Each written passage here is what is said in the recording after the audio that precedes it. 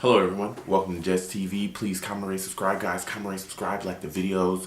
Also share the videos as well. Everyone that watches and shares, you guys are greatly appreciated. As you can clearly see, still in my travel mode, so internet sucks. But this will get uploaded as quickly as possible, guys. I know guys are still in my inbox and everything. Everyone's hitting me up on every single platform and just saying, hey, what's up? We need your opinion. We want to know what you think. It's coming to you live and direct, so this is going to be my week one of the playoff picks, my wild card picks. So let's go ahead and get right into it. Arizona Cardinals, Carolina Panthers. I'm taking the Carolina Panthers in this game. Everyone knows I love the Arizona Cardinals. I love the way they play football, but their quarterback situation is trash. That offense is sputtering and struggling. And I think that Carolina, they're just finding their way. They came into the playoffs sub 500. We all know that. Slid out the NFC South, but they're going to get some things rocking and rolling here. And I think the quarterback for the Cardinals, Lindsley, I think he's gonna throw some interceptions. He's gonna turn the ball over, and I don't think it's going to be a high scoring game. I think it's a 14-7 or a 17-7 game. Maybe even I'll even say 10-3. But I just think that the Carolina Panthers are going to find a way because that defense of the Arizona Cardinals are going to be tired. I really believe they're going to be on the field most of the game. And it's just going to wear them out. And I feel bad for the Cardinals because I really feel like, they have an opportunity to really go deep in the playoffs and possibly contend for a Super Bowl. But that quarterback position with Carson Palmer going down, it really just crushed their dreams. So it is what it is. I am taking the Carolina Panthers. Next game, Baltimore Ravens at the Pittsburgh Steelers. I'm taking the Pittsburgh Steelers in this game, and here's why. The Baltimore Ravens offense has been just, at certain points in the season, has been atrocious. Joe Flacco's play has been atrocious at certain points of the season. They really moonwalked into the playoffs too. They really backed in. They got lucky. They were struggling with the Browns early in the game. The door got swung open for them, and they were able to put the Browns away. Boom, get into the playoffs. Just in that fashion, they got the last spot.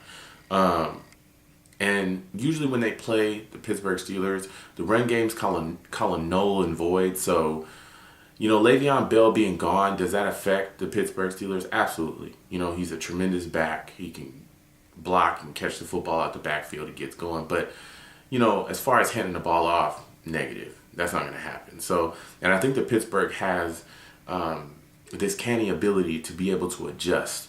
And I think what they're going to do, like they've done in most games, the thing that really separates you two teams is the passing game. I think Martavis Bryant's going to have a big day. I think the Ravens secondary is caca. It's not the worst in the league, but it is suspect. You can definitely, pick on those guys throwing the ball. And I think that that's what Pittsburgh does. I think they're going to find some favorable matchups, possibly even spread the Ravens out and make them defend. And I think that's where the Ravens are going to struggle defensively. Even offensively, like I said, I think the Ravens are going to struggle. Their offense hasn't looked great as of late.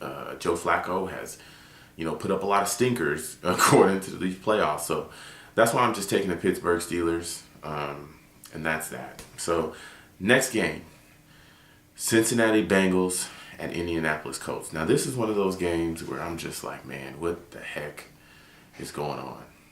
I am taking the Colts. Andrew Luck has been a little suspect. He's had, I wouldn't say a shaky season. He's had a pretty solid season, but there's games where, like I said in the past, where Andrew Luck will come out and just look, just the offense as a whole will just look, all out of sorts, where it just seems like, the receivers, aren't on the same page as Andrew Luck and all these things. And I think that early, that's what this game will possibly look like. But I'm taking the Colts to be able to rebound, possibly gather themselves in the second half, going into halftime, and come out in the second half and look solid and beat the Bengals. Because I think that Andy Dalton sucks, especially on primetime games. I think I don't think he's the worst quarterback in the league. I just think he chokes a lot, and I think that he is a guy that tends to, when the pressure's mounting and when the pressure is on, he will fold, and that's how I feel about Andy Dalton. You also got AJ Green battling an arm, lower arm elbow issue as well. Maybe even I think it's even his bicep is killing him. Like it's just a lot of issues. I think the Bengals defense is solid. I think they play great football, but like I said, being on the field every day, short field situations, because I do believe that Andy Dalton's going to throw some interceptions. I'm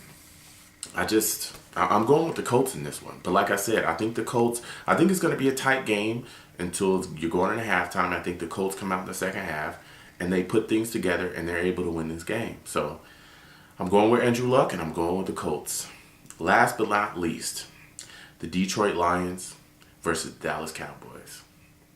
A lot of people ask me what I think about this game. This is one of the games where everybody wants to see. Everybody's waiting to see what Dallas does. And let me tell you, I am picking the Detroit Lions. And let me tell you why.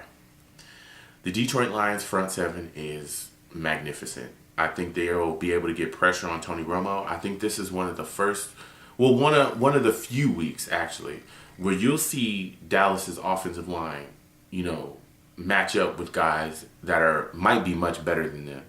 I think that they're going to get beat often. Sue appealed his suspension, and he's going to be playing in this game.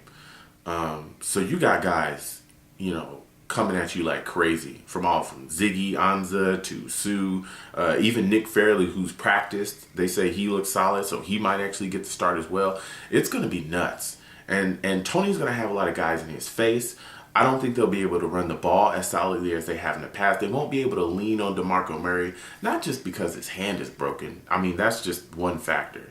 But also, I don't think the running lanes are going to be wide open either. And, when you factor all that stuff in and you put the ball in Tony Romo's hands, don't get me wrong, I don't think he's a trash quarterback. But he's a guy that when the pressure gets going and, Tony's will fold. And I know a lot of people are saying this is a different season. These are different Cowboys. You got to prove that to me because I've seen it too many times this season, against the Redskins, against the Eagles early, where it was like, man, they come out, they put some pressure on you, they get guys in Tony's face, he's throwing picks, he's going crazy. Tony also still has that back injury. I don't know how how much that'll affect, because he's looked pretty solid with it, even though it's a fracture. He's looked pretty solid with it, but if he's getting hit as much as I believe that he's going to get hit in this game, that could start really playing a factor as well. Des Bryant has had a solid season as well. It's Des Bryant. We all know he's going to get his. But once they clamp down on that run and, they double Des, other guys are going to have to make plays. And, I'm not saying that can't be done. I know the receiver on the other side and Jason Witten is still a solid tight end in this league. Those guys have got to step up. But I'm going with the Detroit Lions. I think Calvin Johnson's going to be able to, find his spots. I think Golden Tate is going to have a big game this game. He's going to have to show up for the Detroit Lions. He can't just sit back and let Calvin Johnson do whatever he does and say, just launch the ball. No. Golden Tate's going to have to be a factor. I also think their tight end position, where it's Ebron or whoever it is that they have at tight end, they're going to have to make plays as well. So I think the Lions are going to get it done. I think Jaquez Bell is he's going to show up too. I just think the Lions are going to be able to do just enough to beat the Dallas Cowboys. That's just my opinion, guys. So, hey, comment, rate, subscribe, guys. Let me know what you guys think. Put it in the comments. Hit me up. I know Dallas Cowboy fans, I know you guys are going to be in my inbox once again. So let's go at it. And I'm ready. So, thank you guys for watching. Have a great day. Have a happy holidays as well. Everybody enjoy your time with your family. Stay safe. Please don't drink and drive. Hey, you have a couple drinks, call a cab, So thank you guys again for watching. Peace.